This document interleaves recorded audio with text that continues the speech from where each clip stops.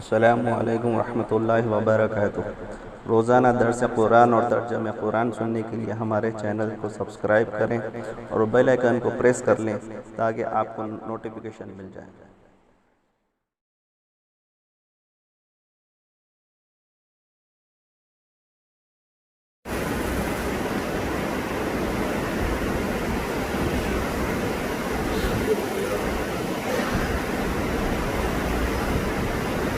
الحمد لله نحمده ونستعينه ونستغفره ونؤمن به ونتوكل عليه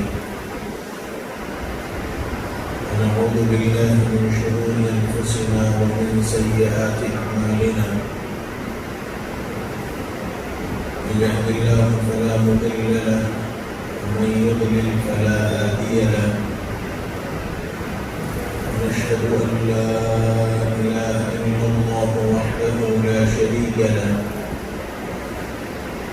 ونشهد أن سيدنا ونبينا وحبيبنا وشفيعنا وسندنا وقدوتنا ومولانا محمدا عبده ورسوله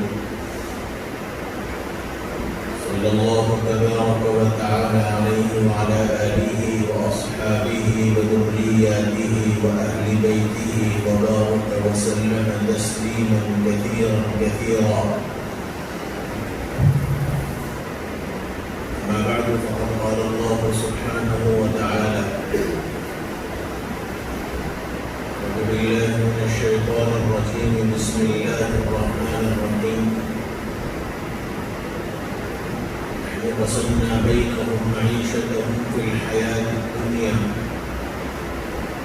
ورفعنا بعضهم فوق بعض درجات ليتخذ بعضهم بعضا سخريا.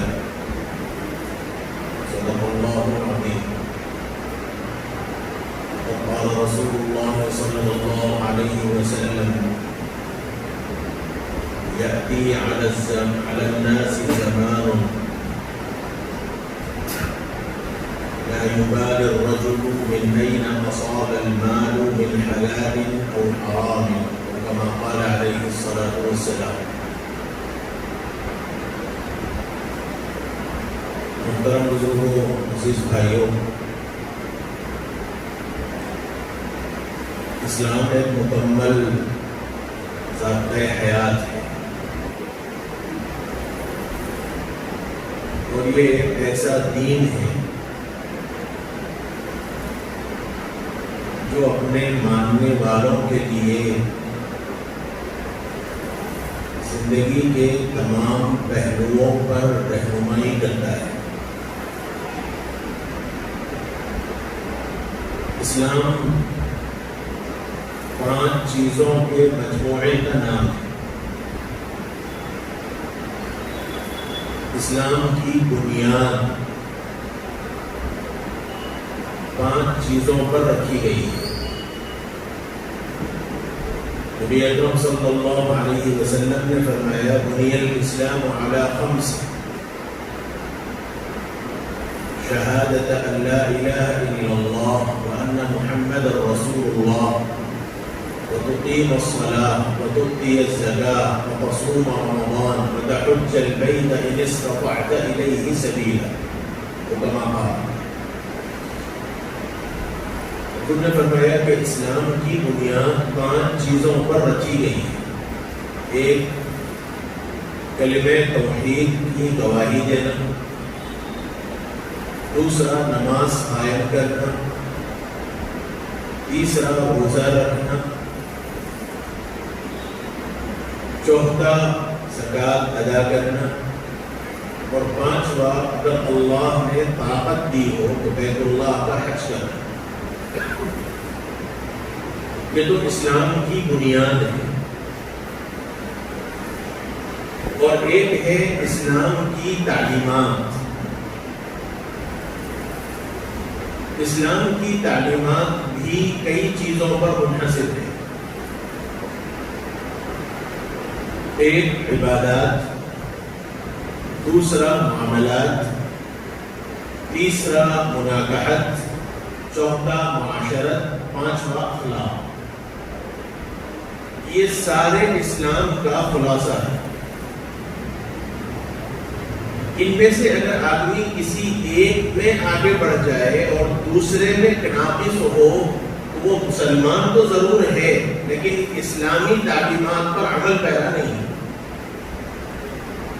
مثلا ایک آدمی ہے جو نمازوں کا بہت بڑا پابند ہے، صف اولا اور تکبیر اولا اس کی کبھی نہیں چھوٹتی، اپنے وقت میں زکوٰۃ بڑی پابندی کے ساتھ ادا کرتا ہے، اپنے اعتبار سے وہ روزے مکمل رمضان کے لیے رکھتا ہے اور اللہ کی توفیق سے نوافل بھی رکھتا ہے، اور مال اللہ تعالیٰ نے اتنا دیا ہے کہ حج بھی ہر سال کرتا ہے، عمرے بھی کرتا ہے، لیکن معاملے کی جہاں تک بات ہے تو ان کا مال لیا ان کو ڈبا دیا، ان کا لیا ان کو ڈبا دیا، یعنی معاملات میں کمزور ہے، عبادات میں بہت آگے ہے، بلکہ عبادت میں اس کی مثال دی جاتی ہے کہ صاحب فلاں صاحب تو اتنے زیادہ متقی پرہیزگار ہیں کہ ان کی تکبیر اولا نہیں چھوٹتی، اور صدقہ خیرات کرنے میں تو ان کا کوئی ثانی نہیں ہے، لیکن معاملات میں انتہائی ناقص ہے، زبان کا پابند نہیں، وعدے کا پابند نہیں، کاروبار میں اپنی زبان کی ویلیو نہیں رکھتا، تو اسلام وہ مسلمان ضرور ہے لیکن اسلامی تعلیمات پر وہ عمل پیرا نہیں ہے۔ کیوں؟ اس لیے کہ اسلام کی تعلیمات میں بنیادی طور پر جہاں عبادات ہیں وہاں معاملات بھی ہیں۔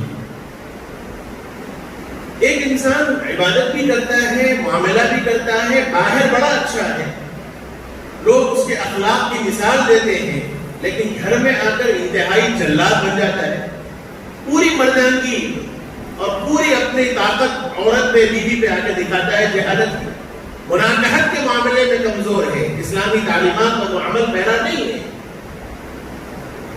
ایسے ہی گھر کے اندر بھی اچھا ہے، معاملات بھی اچھا رکھتا ہے، نمازوں کا بھی پابند ہے، لیکن اپنے پڑوس سے، اپنے ملنے جلنے والوں سے بعض مرتبہ اخلاق سوز حرکت کرتا ہے، معاشرت میں کمزور ہے، تو مسلمان ضرور ہے، اس کے اپنے کیے ہوئے اعمال کا ثواب ضرور ملے گا، لیکن ایک اعتبار سے معاشرت میں، لوگوں کے ساتھ رہن سہن میں اور سوسائٹی کے ساتھ اپنے جو طرز زندگی میں جو اونچ نیچ کر رہا ہے، اللہ کے پاس اس کا بدلہ اور اس کو سزا ضرور ملے گی۔ اس لیے سمجھنا چاہیے کہ اسلامی تعلیمات یہ 5 چیزوں پر منحصر ہے، عبادات بھی ہونے چاہیے، معاملات بھی ہونے چاہیے، مناکحت بھی ہونی چاہیے، معاشرت بھی ہونی چاہیے اور اخلاق بھی ہونے چاہیے۔ اسلام نے اپنے ماننے والوں کو اپنی سارے اعتبار سے جو تعلیمات دی ہیں ان میں ایک بنیادی تعلیم ہے رزق حلال۔ اسلام نے مال کمانے کو معیوب نہیں کہا۔ بعض لوگ یہ سمجھتے ہیں کہ صاحب تقویٰ کے خلاف ہے، جو مل جائے اللہ تعالیٰ دے دے بس اسے کھا لینا چاہیے، زیادہ تگودو نہیں کرنی چاہیے، زیادہ محنت نہیں کرنی چاہیے، کہ تقویٰ کے خلاف ہے۔ تقویٰ انہوں نے سمجھا نہیں، تقویٰ نام کس کا ہے یہ نہیں سمجھا، اور کچھ لوگ ایسے افراد و تفریق کے شکار ہیں کہ انہیں مال سے مطلب ہے، چاہے وہ کہیں سے آئے، نہ حلال کی تمیز نہ حرام کی تمیز، بس مال چاہیے، آ جائے، اپنی زندگی صحیح ہو جائے کافی ہے۔ بعض لوگوں کا ایسا مزاج ہے۔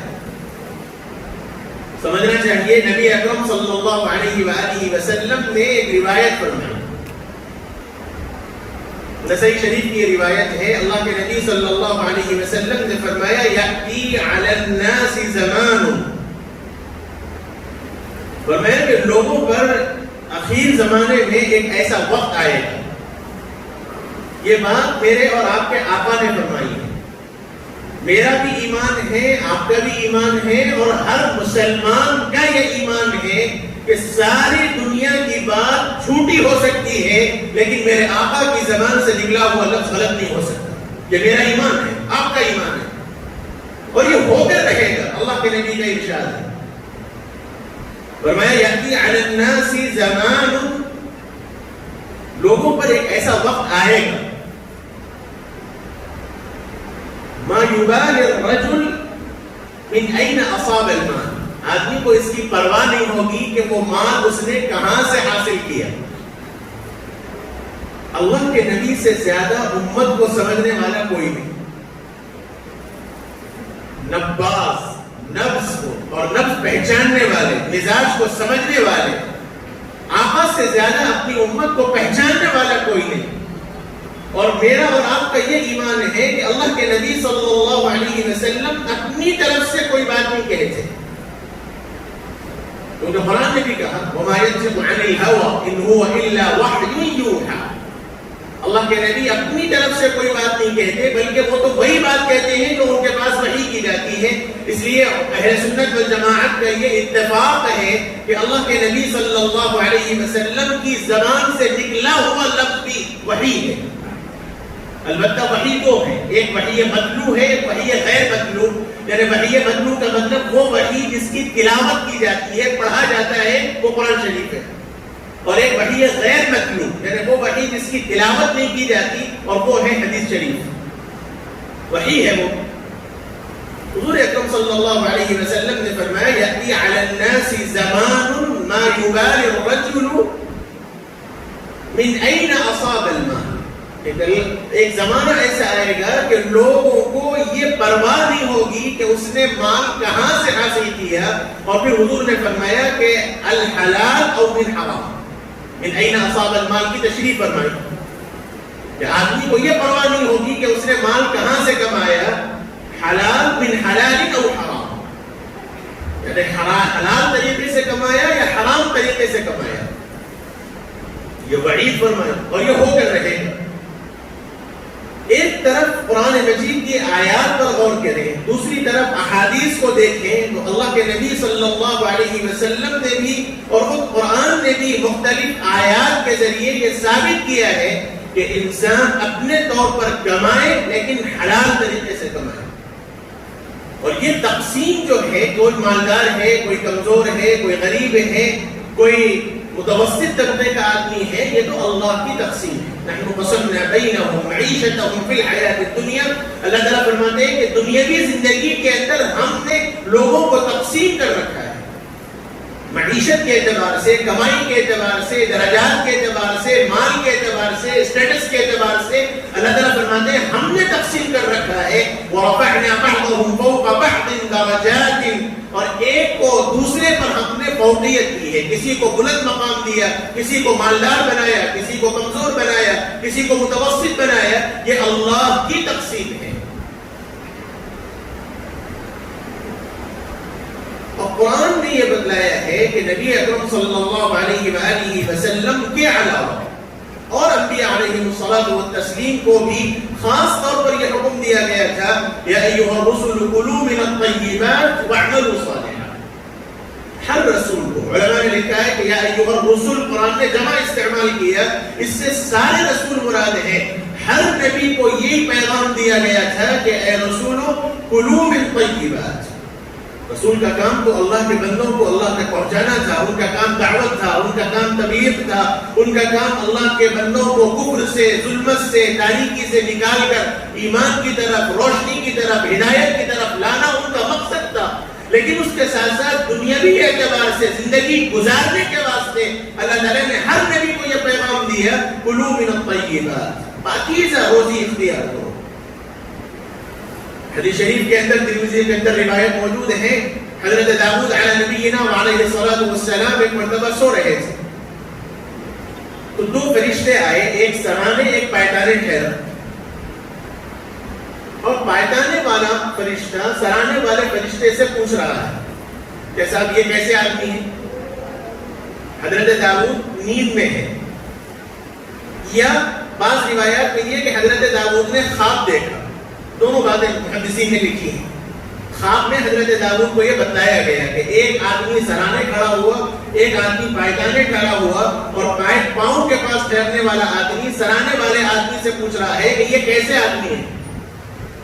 تو اس سرانے والے نے کہا کہ یہ بہت بہترین آدمی ہے، بڑے اچھے اخلاق والے ہیں، لیکن کاش کہ اپنے ہاتھ سے کمائی کرتے تو اور زیادہ اچھا ہوتا۔ حضرت داؤد چونکہ بادشاہ تھے اپنے وقت کے، تو بیت المال سے وہ وظیفہ لیا کرتے تھے۔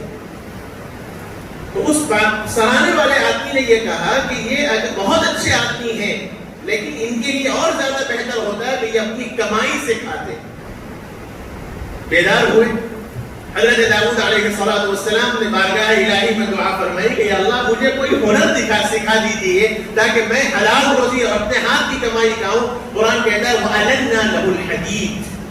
حضرت داؤد علیہ السلام کے ہاتھ میں اللہ نے لوہے کو موم کی طرح کر دیا تھا. اس کے بعد وہ زرہ بنانے لگے. سب سے پہلے زرہ لوہے کا ڈریس ہوتا ہے جو جنگ کے میدان میں پہنا جاتا ہے. سب سے پہلے زرہ حضرت داؤد علیہ السلام نے بنایا تھا. حلال کمائی بڑی فضیلت والی چیز ہے. نبی اکرم صلی اللہ علیہ وآلہ وسلم نے فرمایا کہ اس کھانے سے بہتر کوئی کھانا نہیں. کہ حضور نے فرمایا کہ اس کھانے سے بہتر کوئی کھانا نہیں جس کھانے کو آدمی اپنے ہاتھ کی کمائی سے حاصل کیا ہو. معلوم ہوا کہ کمائی کرنا، کمانا یہ اسلامی تعلیمات میں سے ہے. پورے صحابہ کی سیرت کو آپ اٹھا کر دیکھ لیں. صحابہ میں بڑے صحابہ، مالدار صحابہ بھی تھے، اور کچھ صحابہ ایسے تھے جو کمزور بھی تھے مالی اعتبار سے. کچھ ایسے بھی تھے جو صفہ کے چبوترے پر رہتے تھے. غالباً اس سے پہلے میں نے کسی موقع پر عرض کیا کہ اسلام کا سب سے پہلا مدرسہ صفہ ہے. بیعت وقت 70 صحابہ، یا بعض روایات میں آنفن کا لفظ بھی آیا ہے، اور آنفن عربی زبان میں 3 سے 9 کو کہتے ہیں. یعنی 73 سے 79 تک، 73 سے 79 تک کی تعداد ہر وقت صفہ پہ موجود ہوتی تھی. اور یہ وہ لوگ ہوتے تھے جو نئے نئے آتے تھے مدینہ المنورہ کے اندر، ہجرت کر کے آتے تھے، جن کا کوئی ٹھکانہ نہیں ہوتا. تو سب سے پہلے وہ وہی ٹھکانہ اختیار کرتے، اور جو مل جائے کھا لیا کرتے، جو نہیں ملا بھوکے رہتے. اور پھر اس کے بعد جو لوگ تجارت پیشہ ہوتے ہیں، جن کا مائنڈ بزنس کی طرف چلتا، تو وہ فوری بازار کی طرف چلے جاتے. ایک صحابی آئے نئے نئے، اللہ کے نبی صلی اللہ علیہ وسلم نے ان کے درمیان مواقعات فرمائی. 2 بھائیوں کو حضور نے تشریف فرما دی، تقسیم فرما دی. حضور کا معمول تھا مواقعات فرما دی. یعنی جو نئے آتے مدینہ المنورہ کے رہنے والے کسی صحابی کے ساتھ ان کی حضور بھائی چارگی فرماتے، اور فرماتے کہ آج سے آپ دونوں بھائی ہیں. اور صحابہ نے اخوت کو، بھائی چارگی کو ایسے ثابت کیا کہ روایات میں آتا ہے کہ حقیقی بھائی بھی شاید وہ نہیں کرتا جو یہ حضرات کرتے ہیں. ایک صحابی کے پاس اگر 2 بیویاں تھیں تو انہوں نے پیش کر دیا کہ میرے نکاح میں 2 بیویاں ہیں، آپ ان میں سے جس سے چاہے نکاح کر لیں، میں طلاق دے دوں. اور یوں فرماتے کہ یہ میرا کاروبار ہے، اس میں سے آپ جو چاہے اختیار کر لیں، میں وہ کاروبار چھوڑ دوں گا. ایسا مزاج تھا صحابہ کا. تو جب حضور نے اس صحابی کے درمیان موافقات فرمائی تو انہوں نے یہ پیشکش کی کہ میرے 2 بیویاں موجود ہیں، آپ ان میں ایک نظر دیکھ لیں، جس میں سے آپ ابھی پردے کا حکم نازل نہیں ہوا تھا، آپ ان میں سے جس کو چاہے دیکھ لیں، پسند کر لیں، میں اس کو طلاق دے دوں گا. عدت کے بعد آپ اس سے نکاح کر لیں. اور یہ میرے کاروبار ہے بازار، مدینہ کے بازار میں، اس میں سے آپ جو چاہے اختیار کر لیں، میں آپ کو ہبہ کرتا ہوں. تو انہوں نے یوں عرض کیا، اور غالباً حضرت ابو موسیٰ اشعری رضی اللہ عنہ کے بارے میں ہے. غالباً انہوں نے عرض کیا کہ آپ کو آپ کی تجارت بھی مبارک ہو، بارک اللہ فی اہلک و مالک، کے الفاظ ہیں کہ آپ کے گھرانے میں اور آپ کے مال میں اللہ برکت دے، بس آپ مجھے بازار کا راستہ بتلا دیں، آپ مجھے صرف بازار کا راستہ بتلا دیں. وہ ان کو لے کر بازار گئے، انہوں نے کاروبار شروع کیا، اور شام ہونے تک اتنا کاروبار کیا کہ جس کے ذریعے وہ کچھ پنیر، کچھ گھی اور کچھ شہد حاصل کیا، اور اس میں سے کچھ حصہ اللہ کے راستے میں دیا، کچھ حصہ اگلے دن کے انویسٹمنٹ کے واسطے رکھ لیا، اور کچھ حصہ اپنے گھرانے میں لا کر آج کے دن کے کھانے کے لیے دیا. اور بعد میں پھر وہ کاروبار میں روٹیشن انہوں نے کیا. اور تاریخ گواہ ہے مدینہ المنورہ کے چند انتہائی مالدار صحابہ میں حضرت ابو موسیٰ اشعری رضی اللہ عنہ کا شمار ہوتا ہے. اسلام نے یہ تعلیم دی ہے کہ انسان کاروبار کرے، اپنے حلال کمائی اختیار کرے. اسلام نے کبھی مال کمانے کو غلط نہیں سمجھا. لوگ غلط تعبیر کرتے ہیں. اسلام نے یہ سبق ضرور دیا ہے کہ آپ مال ضرور کمائیں، لیکن اس مال کمانے میں وہ قیودات کو، وہ شرائط کو پابند ملحوظ رکھیں جو اسلام نے بتلایا ہے.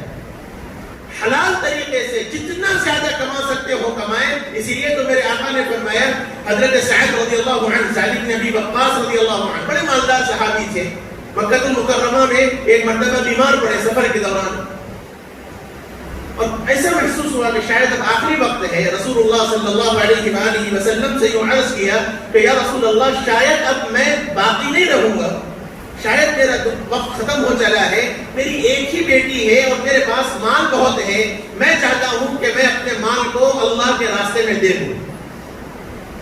تو حضور اکرم صلی اللہ علیہ وآلہ وسلم نے فرمایا کہ نہیں، تقسیم کرنے کی ضرورت نہیں ہے. انہوں نے کہا یا رسول اللہ آدھا مال. پہلے تو انہوں نے کلے مال، پورے مال کی اجازت چاہیے، حضور نے اجازت نہیں دی. کہا آدھا مال، حضور نے کہا نہیں. انہوں نے کہا تہائی مال، یعنی 3 حصے کر دوں، 1 حصہ اللہ کے راستے میں دے دوں. تب حضور نے اجازت دی، اور یہ بھی فرمایا بَثُلُثُ كَثِيرٌ، کہ تہائی بھی بہت زیادہ ہے. اور اس کے بعد میرے آقا نے فرمایا کہ دیکھو اپنے گھر والوں کو، یہ ترمذی شریف کے اندر روایت موجود ہے، اللہ کے نبی نے فرمایا کہ اپنے گھر والوں اِنَّكَ إِن تَذَرْهُمْ عَالَةً، اپنے گھر والوں کو اگر تم مالدار چھوڑو، یہ بہتر ہے اس بات سے کہ تم اپنے گھر والوں کو تنگ دست چھوڑو اور وہ لوگوں کے سامنے ہاتھ پھیلاتے تھے. نبی نے یہ تعلیم دی ہے. انسان ضرور مال کمائے، ضرور اپنی اولاد کی فکر کرے، اپنے بیوی بچوں کے بینک بیلنس کے واسطے، ان کے فیوچر کا ضرور پلان کرے، لیکن ایسا نہ ہو کہ اپنے بیوی بچوں کے فیوچر کے واسطے، اپنے بیوی بچوں کے مستقبل کو بنانے کے واسطے حلال اور حرام کی تمیز بھی ختم کر دے. اسی لیے حضرت عبداللہ ابن مسعود رضی اللہ عنہ نے بڑی عجیب بات فرمائی، فرمایا کہ جو بندہ حرام مال حاصل کرتا ہے، اور حضرت ابن مسعود رضی اللہ عنہ نے یہ حضور کے حوالے سے نقل فرمایا، مسند احمد ابن حنبل کے اندر یہ روایت موجود ہے، فرمایا رسول اللہ صلی اللہ علیہ وسلم نے جو بندہ حرام مال کماتا ہے اور پھر وہ اللہ کے راستے میں صدقہ کرتا ہے، تو فرمایا کہ اس کا صدقہ قبول نہیں ہے. اسی لیے حرام مال کی زکات بھی نہیں ہے. جو ایف ڈی کرتے ہیں بعض لوگ، فکس ڈپازٹ کرتے ہیں اور اس کے نتیجے میں جو انٹرسٹ کی شکل میں آتا ہے اور اس کو زکات ادا کر کے بڑا احسان سمجھتے ہیں. کان کھول کر سن لینا چاہیے، حرام مال کی زکات ہی ادا نہیں ہوگی، زکات ہی دینا درست نہیں ہے. فرمایا کہ جو آدمی حرام مال کماتا ہے اور پھر وہ اللہ کے راستے میں صدقہ کرتا ہے تو اس کا صدقہ بھی قابل قبول نہیں، اور پھر وہ اس حرام مال کو اپنی ذات پر، اپنے گھر والوں پر خرچ کرے تو برکت بھی نہیں ہوگی. یہ میرے آقا نے فرمایا. اور پھر اس کے بعد فرمایا، یہ بہت باریک بات ہے، اللہ کے نبی صلی اللہ علیہ وسلم نے فرمایا اور اگر اس حرام کمائے ہوئے مال کو اپنے مرنے کے بعد اپنے بعد والوں کے لیے چھوڑے، وہ حرام سے کمایا ہوئے مال کو اپنے بعد اپنی اولاد کے لیے چھوڑے تو اس آدمی کے لیے جہنم میں جانے کا ذریعہ ہے.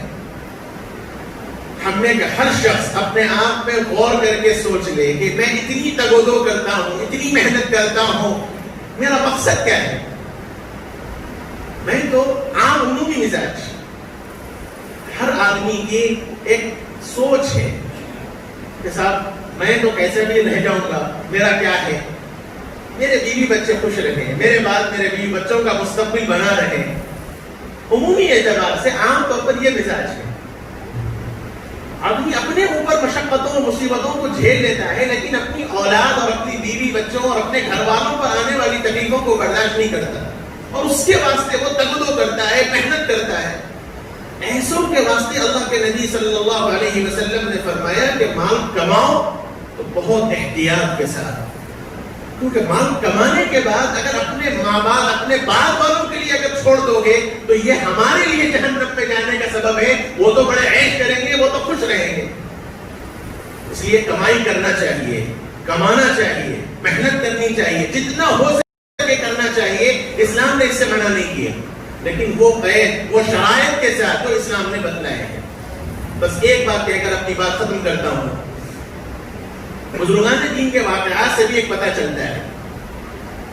اپنے وقت کے دو بڑے انتہائی بزرگ تھے، ایک ابراہیم ابن ادہم اور ایک شفیق بلخی رحمہ اللہ. دونوں اپنے وقت کے بزرگ، ایک ہی وقت کے ہم عصر ہیں، اور دونوں بھی بڑے تجارت پیشہ تھے.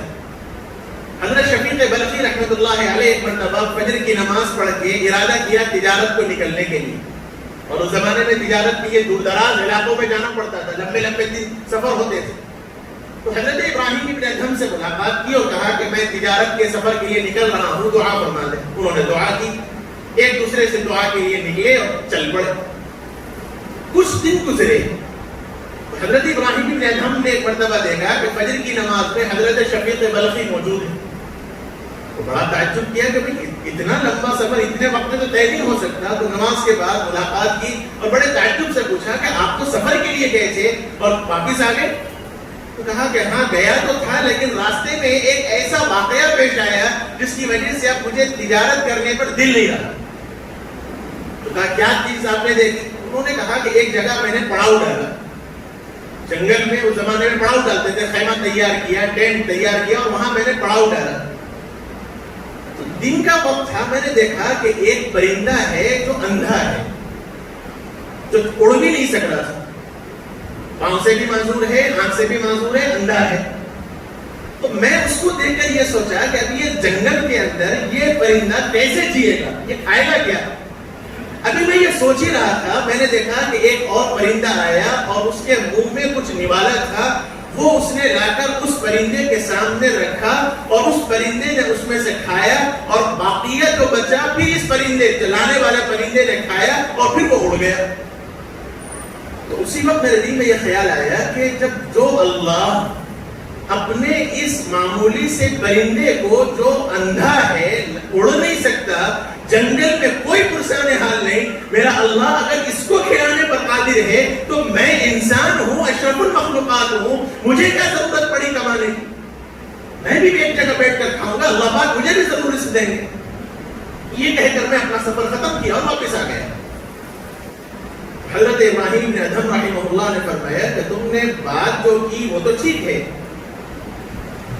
لیکن تم نے کبھی اس پہ غور کیا کہ وہ پرندہ جو روزی لے کر آیا اور لا کر خود بھی کھایا اور اس پرندے کو کھلایا، کیا یہ بہتر ہے یا وہ معذور پرندہ بہتر؟